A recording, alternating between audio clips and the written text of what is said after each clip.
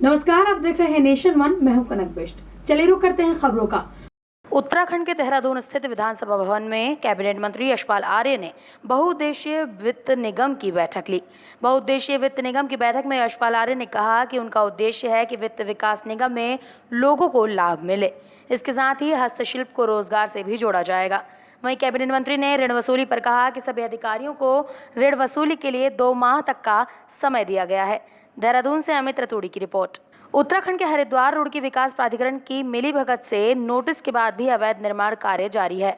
वहीं इस मामले में विकास प्राधिकरण की संयुक्त सचिव नितिका खंडेलवाल ने भी ये माना है कि HRDA ने सिर्फ नोटिस भेजकर खानापूर्ति की है। उन्होंने बताया कि अब इस मामले में सख्त कार्रवाई के निर्देश दे दिए गए हैं। सीलिंग की पत्रावलियां लगी हुई हैं जिसमें वो बिल्डिंग सील करी जाएंगी।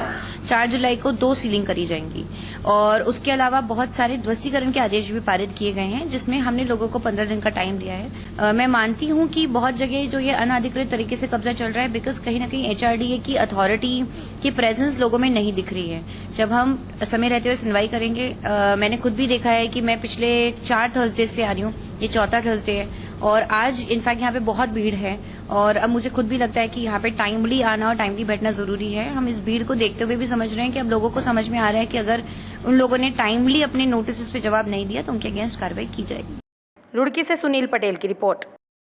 वक्त तो चला ब्रेक का, बने रहे नेशन वन के साथ। हाँ, मैं मांगलिक हूँ और मैं 30 साल की होने जा रही थी। Then I found mangliks.com, शादी योग्य मांगलिक लड़के लड़कियों की एक अकेली जेन्युइन वेबसाइट। इसमें है 1 लाख से ज्यादा मांगलिक प्रोफाइल्स और रजिस्टर करना फ्री और एकदम आसान। अब अपना मांगलिक लाइफ पार्टनर सर्च करें, मैच करें और mangliks.com पर पाएं अपना मनपसंद जीवन साथी।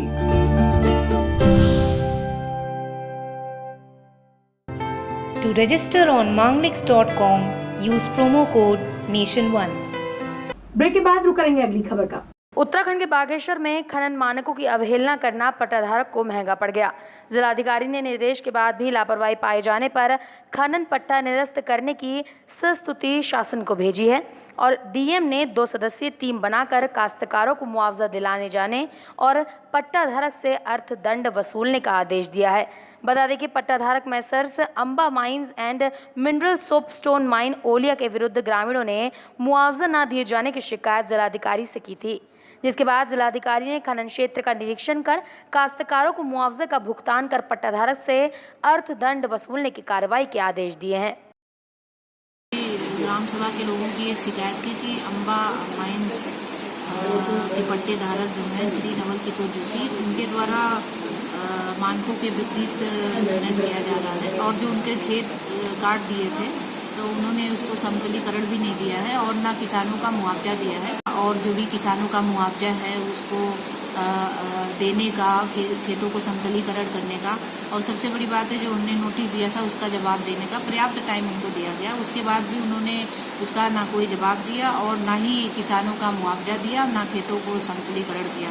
तो इसी के मद्देनज़र हमने उनके पट्टे को निरस्त करने की प्रबल संस्तुति शासन और निदेशालय को कर दी है। बागेश्वर से हरीश नागरकोटी की रिपोर्ट। मध्य प्रदेश के कटनी में बढ़ते हुए बेरोजगार युवकों के लिए एक निजी ITI संचालक ने युवाओं को रोजगार उपलब्ध कराने के लिए निःशुल्क ओपन कैंपस का आयोजन किया, जिसमें अहमदाबाद और बेंगलोर की कंपनियों ने कॉलेज परिसर में कैंपस लगाया। कैंपस में आए युवाओं का पहले एग्जाम और फिर इंटरव्यू लेकर सिलेक्शन किया गया। कटनी जिले के साथ सतना, जबलपुर, पन्ना सहित 8 जिलों और 3 राज्यों के हजारों बेरोजगार युवक कैंपस में शामिल हुए। चड्डा ग्रुप ऑफ इंस्टीट्यूशंस का जो ऑब्जेक्ट रहा है वो एक बेहतर शिक्षा, अच्छी शिक्षा के देना रहा है। साथ ही साथ हमारा एक ऑब्जेक्ट ये भी रहा कि बच्चों को एक डिग्री देने के बाद उन्हें हम अच्छे से अच्छी नौकरी उपलब्ध करा सकें। कटनी से योगेश खरे की रिपोर्ट। के साथ इस बुलेटिन में सिर्फ इतना ही। देश में तमाम बड़ी खबरों के लिए आप बने रहिए नेशन वन के साथ। नमस्कार।